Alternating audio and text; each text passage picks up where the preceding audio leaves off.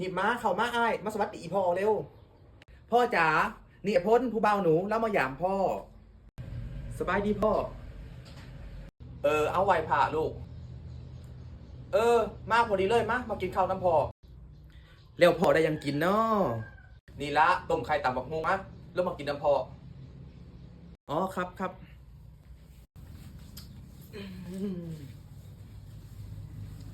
เอาพอกินก่อนเลยเด้อพ้นกินหน่อยเดียวเอง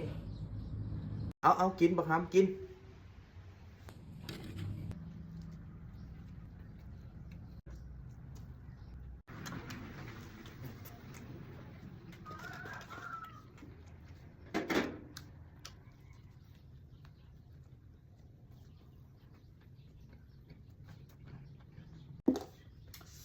โอ้ยค่อยอิ่มเลยเด้อพอเด้อเจ้ากินต่อเด้อค่อยไปกินน้ำก่อน